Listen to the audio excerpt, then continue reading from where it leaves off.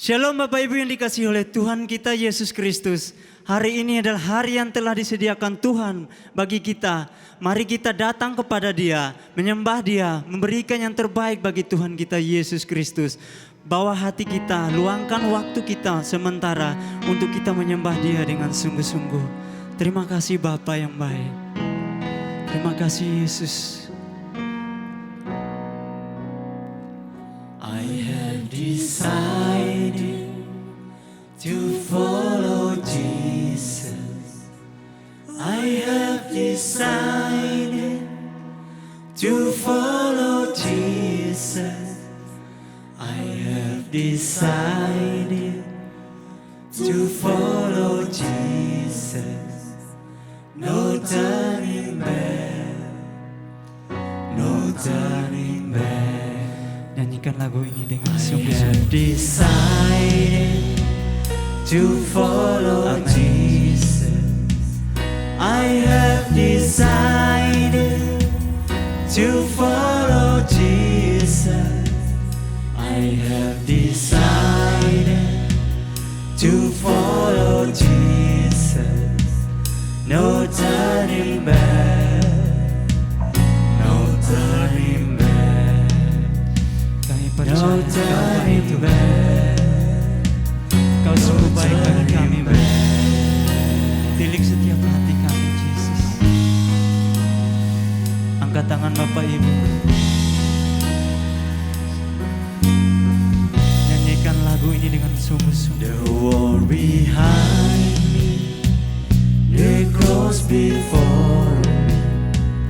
The world behind me, the cross before me. The world behind me, the cross before me. No turning back. No turning back. No turning back. No turning back. Haleluya. Oh Jesus, I will follow you, Jesus. I will follow you. thank you Lord. I will follow you, Jesus. I will follow you. Sekali lagi katakan I will follow you. I will follow you, Jesus. I will follow you.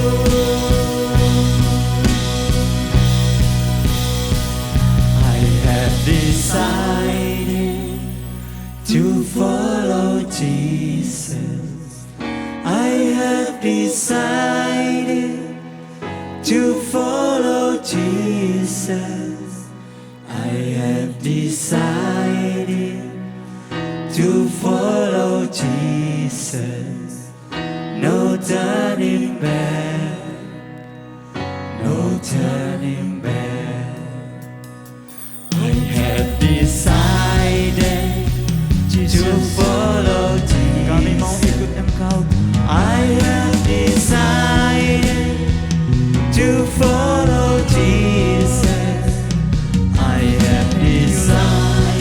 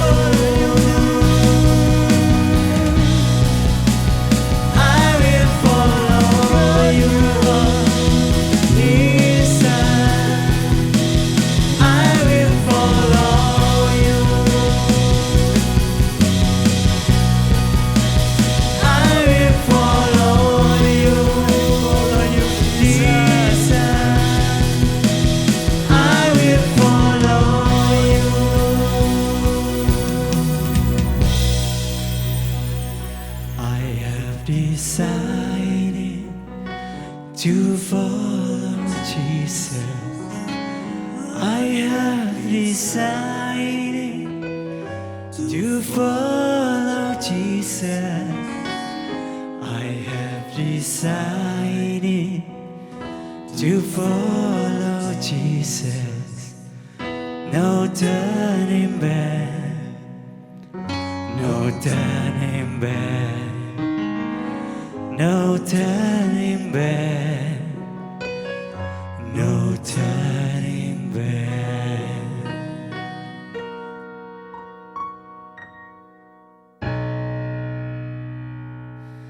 Kami percaya kasih setiamu nyata dalam setiap pribadi kami Bapa. Saat ini kami mau memuliakan Engkau, kami mau memuji Engkau.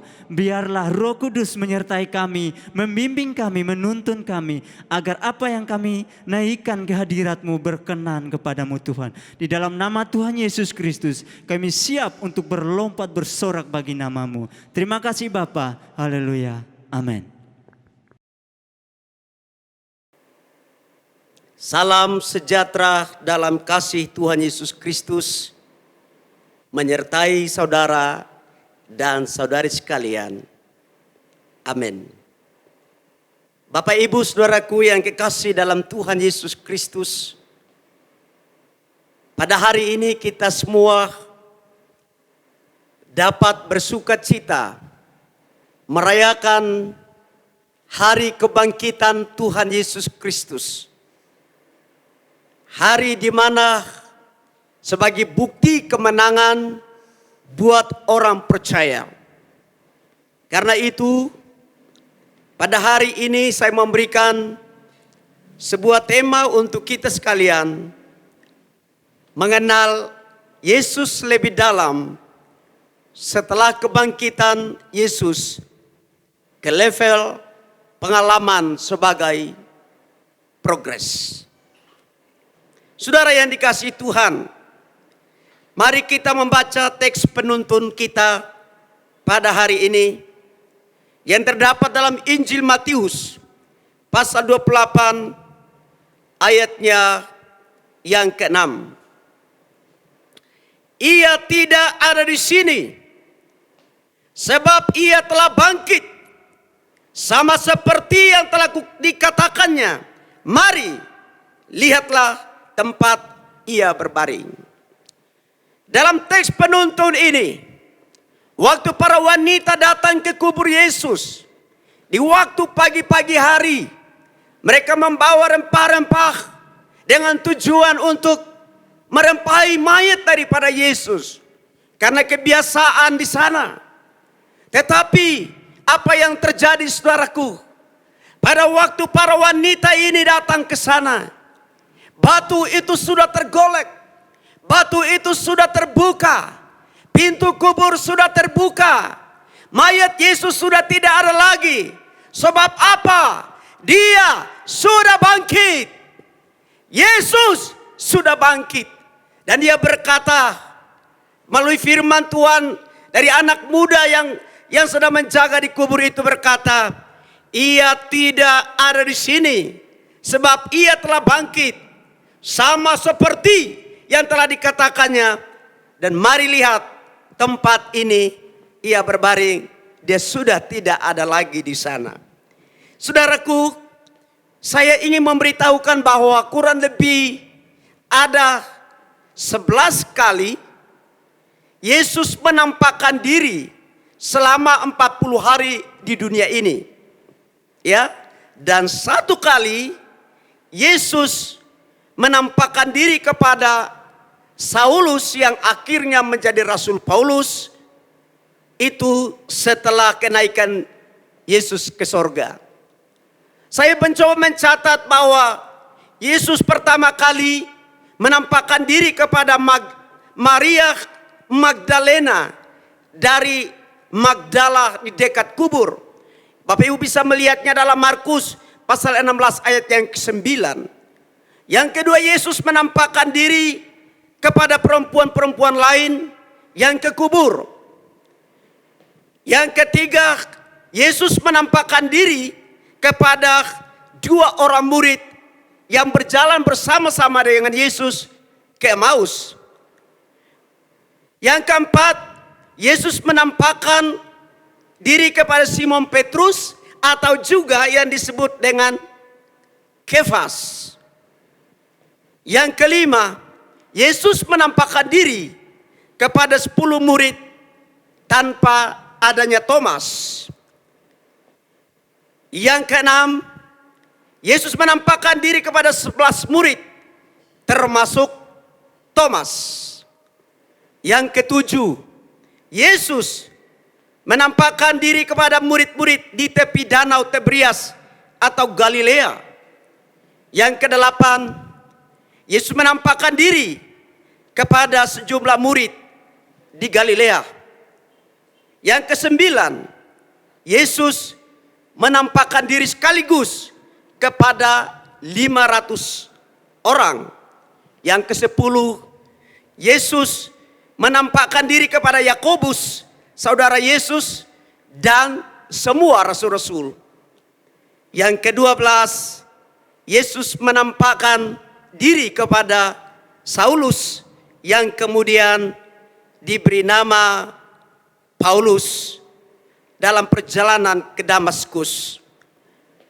Saudaraku yang kekasih dalam Tuhan, dari fakta-fakta Yesus menampakkan diri selama 40 hari di muka bumi, ia menampakkan diri seperti waktu dirinya secara physically. Tidak ada yang berkurang. Tetapi yang membedakan di situ adalah beberapa tanda yang membuktikan bahwa Yesus Kristus itu sudah mati dan dia sudah bangkit. Dalam kebangkitannya, kemudian ia menampakkan diri dengan tujuan supaya yang pertama, Yesus ingin membuka mata rohani 2 murid yang ke Emmaus saat Yesus memecahkan roti di rumah mereka. Kalau kita membaca dalam Injil Lukas pasal 24 ayat 13 sampai ayat yang ke-32. Saudaraku, ini sebuah percakapan yang panjang. Karena memang perjalanan menuju ke Emmaus dan hingga kepada rumah daripada kedua murid ini, itu cukup jauh. Ya, tetapi saya mencoba memberikan sebuah rentetan ayat ini untuk menyingkapkan bagaimana fakta atau bukti firman Tuhan itu benar. Di dalam Lukas 24 ayat 13 sampai ayat 32, mari kita baca bersama dan saya mengajak jemaat Tuhan dan saudara semua yang sedang mendengarkan firman Tuhan atau melihat langsung melalui live streaming atau juga melalui televisi saudara, ya, berbunyi sebagai berikut. Mari kita akan baca. Pada hari itu juga 2 orang dari murid-murid Yesus pergi ke sebuah kampung bernama Emmaus yang terletak kira-kira 7 mil jauhnya dari Yerusalem, dan mereka bercakap-cakap tentang segala sesuatu yang telah terjadi. Ketika mereka sedang bercakap-cakap dan bertukar pikiran, datanglah Yesus sendiri mendekati mereka. Bapak Ibu bisa garis bawahi kata, datanglah Yesus sendiri mendekati mereka, lalu berjalan bersama-sama dengan mereka. Ingat bahwa dalam perjalanan itu, Yesus sendiri datang mendekati 2 orang murid ini dan berjalan bersama-sama dengan mereka. Tetapi ada sesuatu yang menghalangi mata mereka sehingga mereka tidak dapat mengenal dia. Nah, ini sebuah penghalang, mungkin karena waktu yang relatif singkat, murid-murid bersama-sama dengan Yesus, dan kemungkinan besar ini belum cukup buat pemahaman mereka, ini belum cukup untuk membuat mereka lebih mengenal Yesus.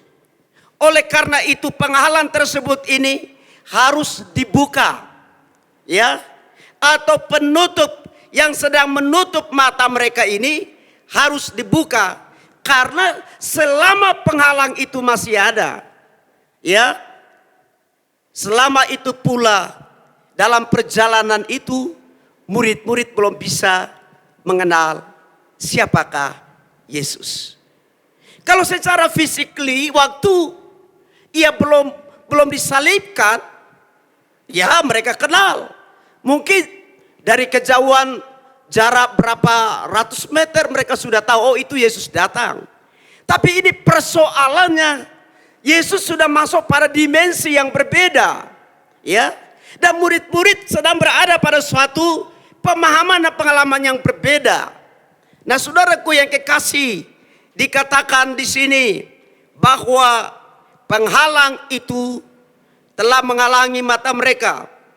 Tetapi Yesus berkata kepada mereka, apakah yang kamu percakapkan sementara kamu berjalan?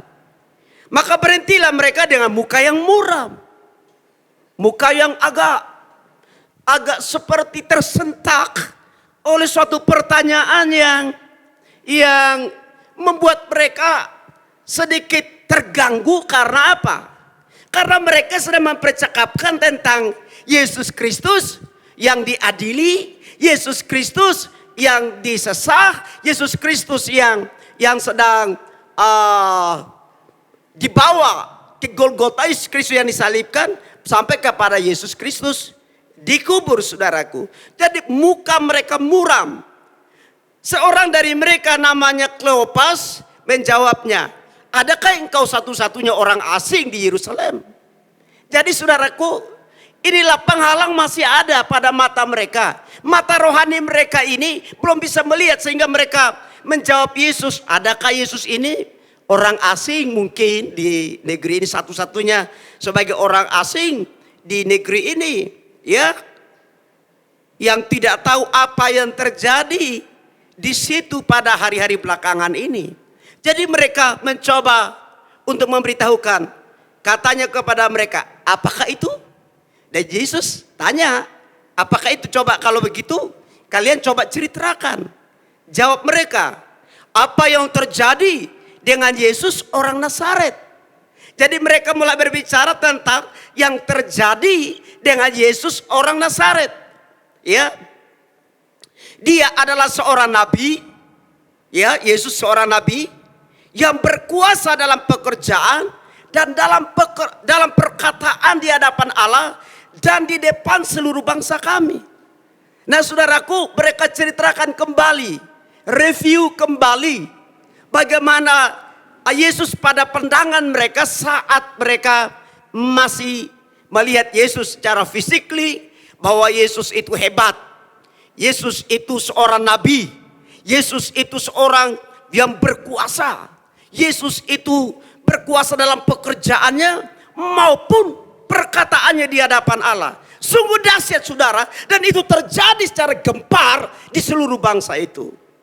Tapi lagi-lagi mereka belum terbuka matanya. Tetapi imam-imam kepala dan pemimpin-pemimpin kami telah menyerahkan dia untuk dihukum mati. Dan mereka telah menyalibkan dia.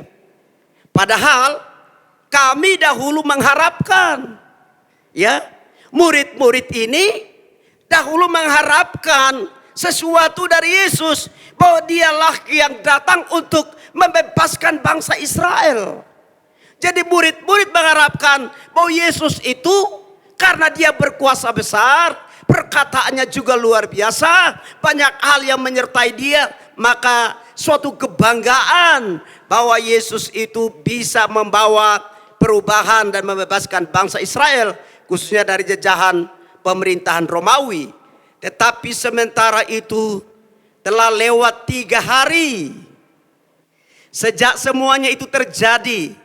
Tetapi beberapa perempuan datang dari kalangan kami dan mengejutkan kami.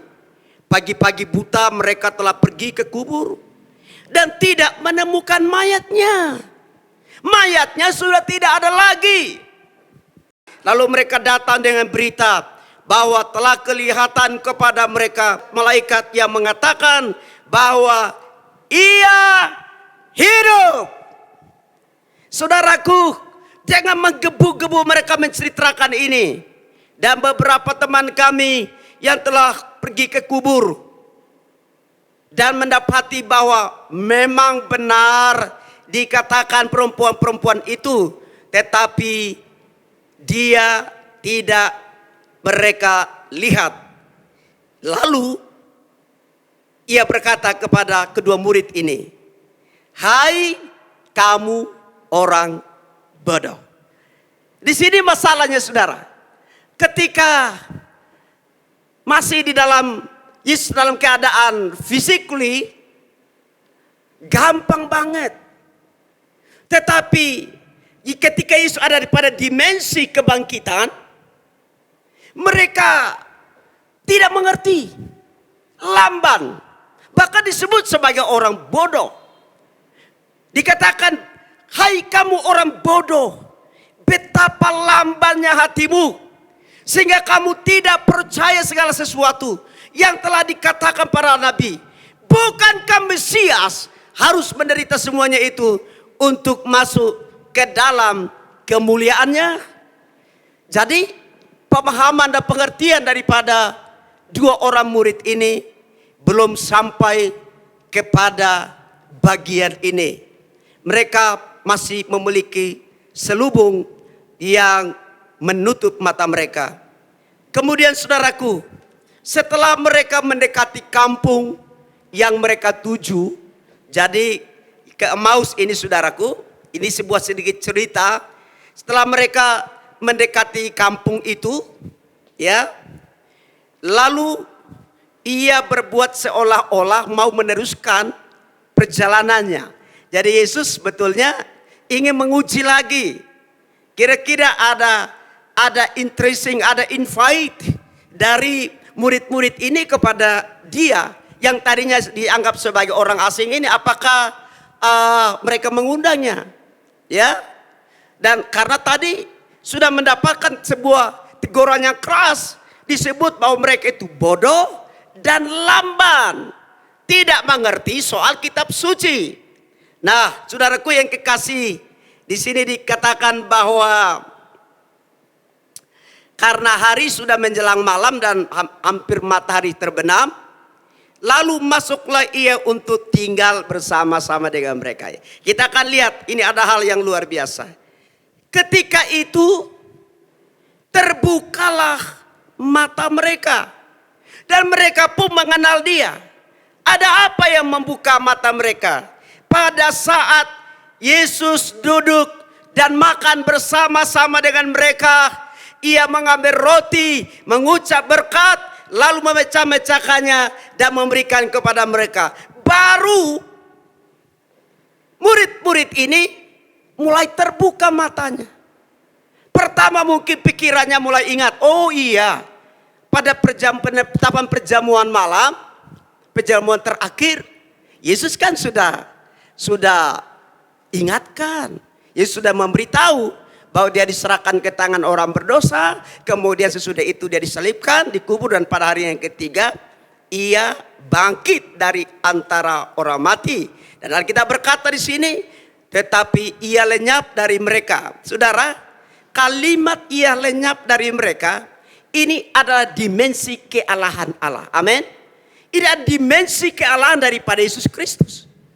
Saudaraku yang kekasih, ini tujuannya supaya murid-murid bisa melihat bahwa hati mereka yang baru saja berkobar-kobar, menemukan dan menyaksikan melihat Yesus secara langsung, tiba-tiba Yesus harus pergi.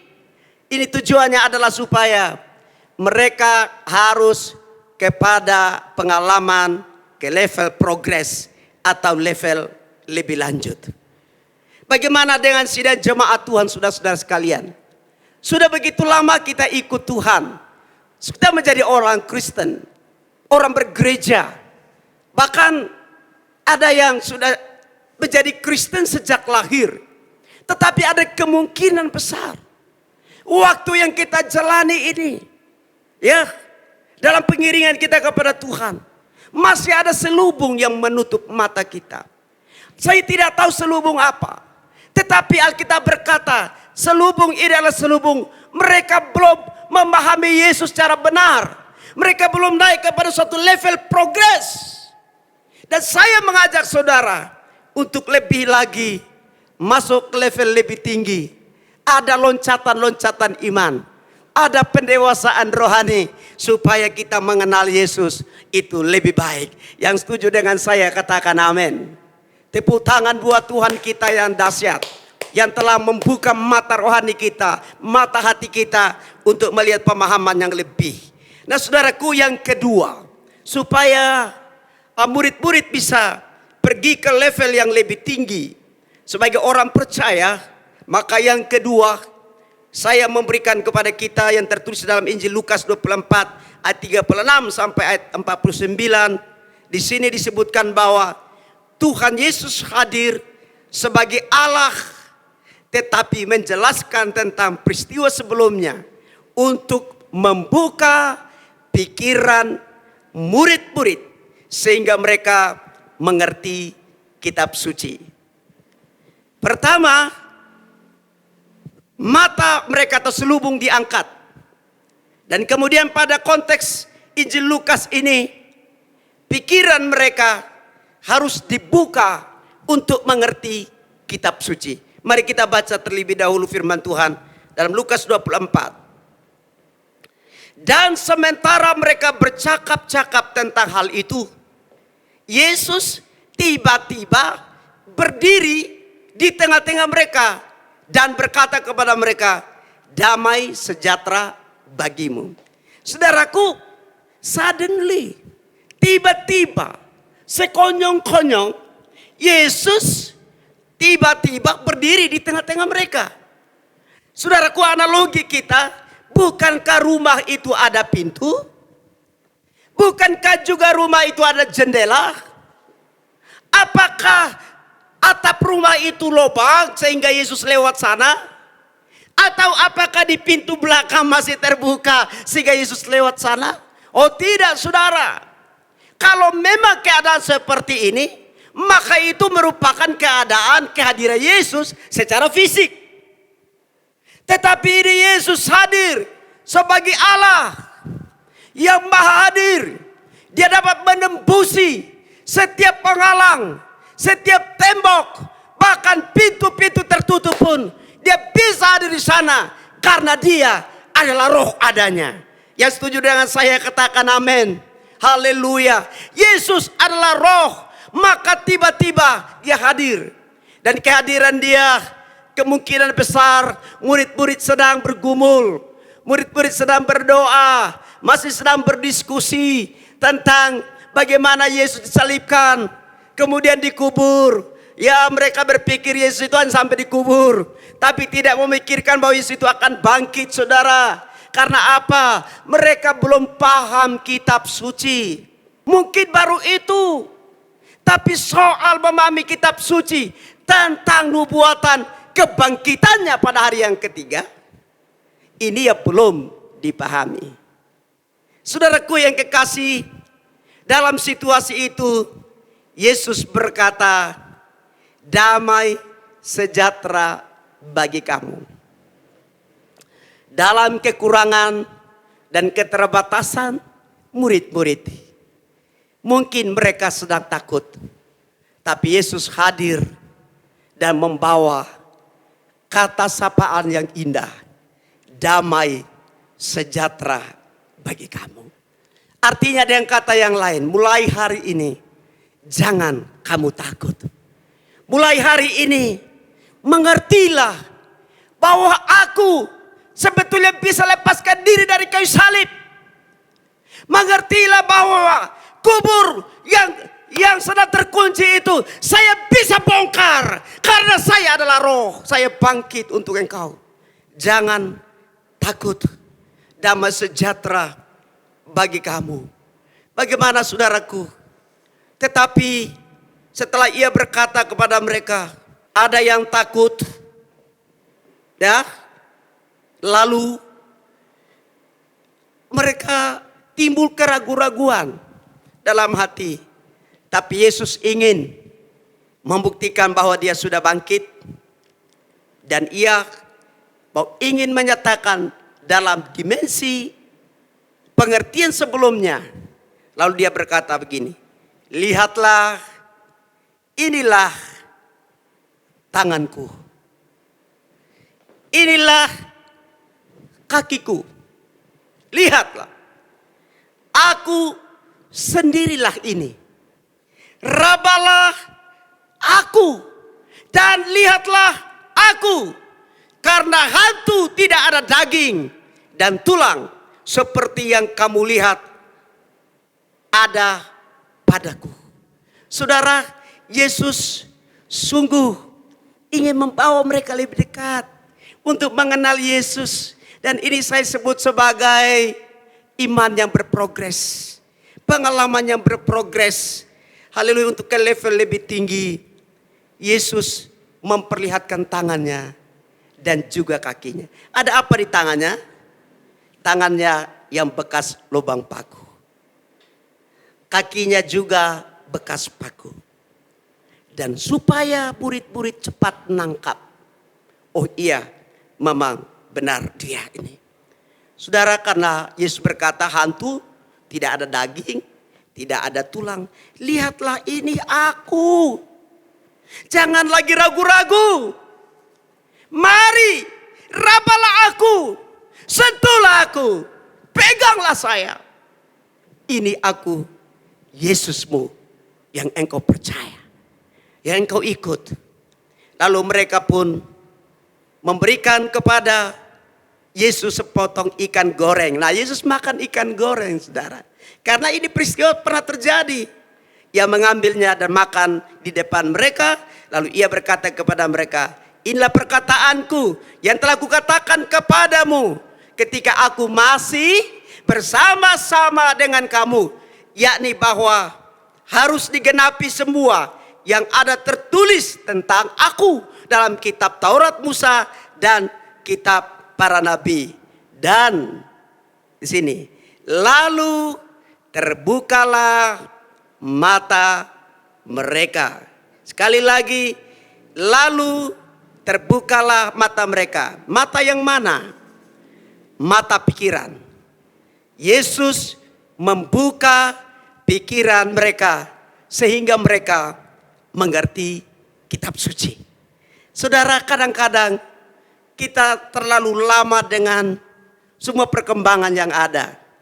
Ada IT yang luar biasa, ada kesibukan, pekerjaan kita, belum lagi ditambah dengan kesulitan, pergumulan yang macam-macam sedang melanda hidup kita pribadi, keluarga, dalam pekerjaan kita dan lain sebagainya. Sehingga kita membutuhkan kehadiran Yesus sebagai roh untuk membuka pikiran kita supaya kita dapat mengerti kitab suci.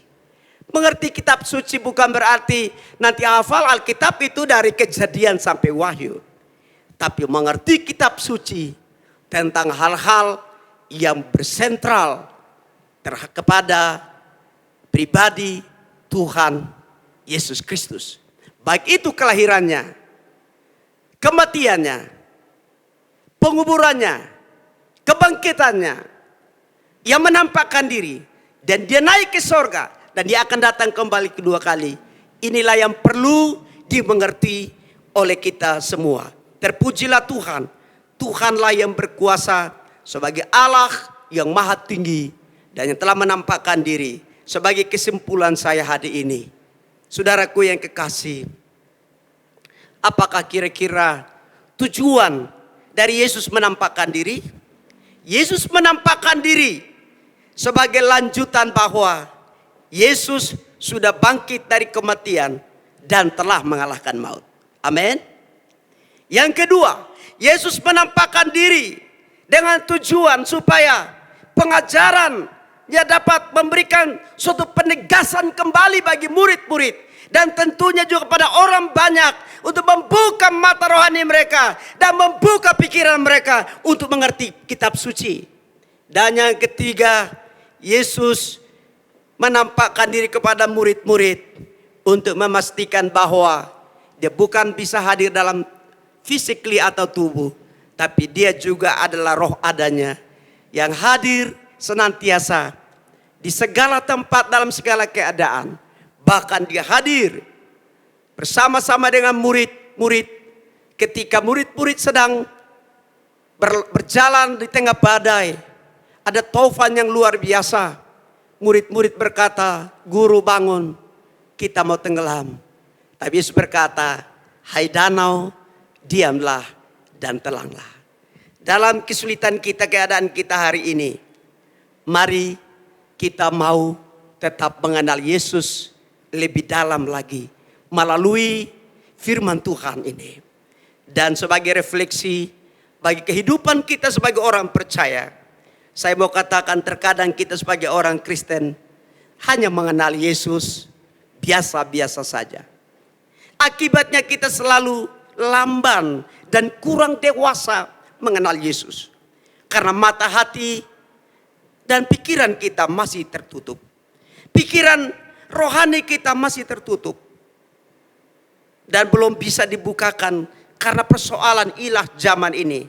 Tetapi saya mengundang kita, mari kita meminta Tuhan Yesus melalui rohnya mencelikan mata rohani kita, membuka pikiran kita, karena dia adalah Allah kita yang hidup, yang mati dan yang telah bangkit untuk kita dan menampakkan diri untuk menunjukkan bahwa dia Yesus Allah kita hadir dalam roh secara kredibel, dapat dipercaya dan tidak dapat diragukan lagi. Karena itu mari kita bersama-sama masuk kepada loncatan iman kita yang hebat. Dan mulai sekarang percayalah kepada Tuhan Yesus Kristus. Terpujilah nama Tuhan. Amin. Haleluya, Yesus kita dahsyat, Yesus kita luar biasa. Semua berikan tepuk tangan bagi Tuhan kita Yesus Kristus. Bapak Ibu semua, saya mengundang Bapak Ibu bangkit berdiri. Kita bersorak bagi Tuhan kita Yesus Kristus. Yesus kita dahsyat dan luar biasa. Haleluya. Yesusku ajaib, tak terbendung kuasa-Mu. Kau yang terhebat, terbesar bagiku.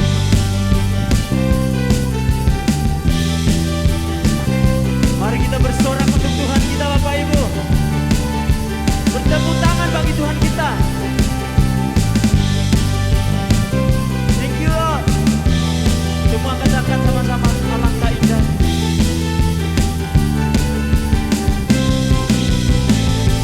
Alangkah indahnya hidup di dalam Tuhan.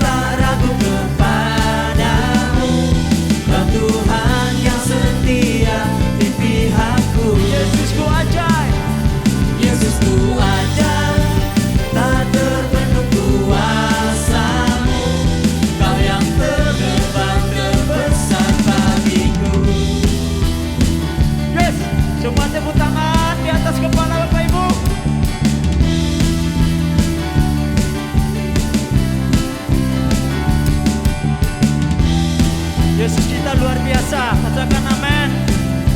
Jangan pernah ragu, jangan pernah takut. Karena Yesus kita dahsyat.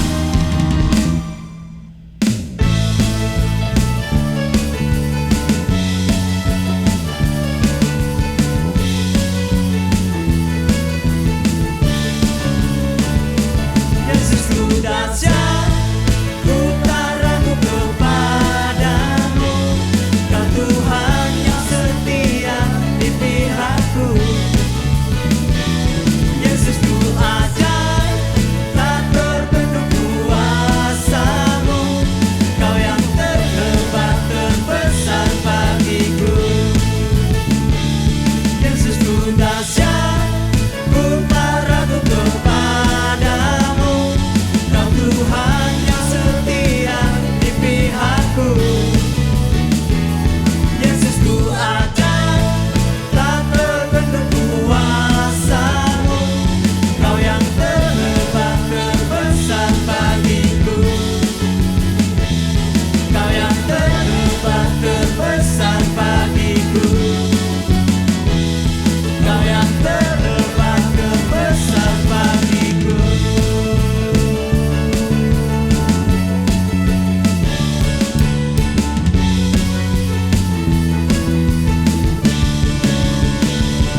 Yesus ku dahsyat,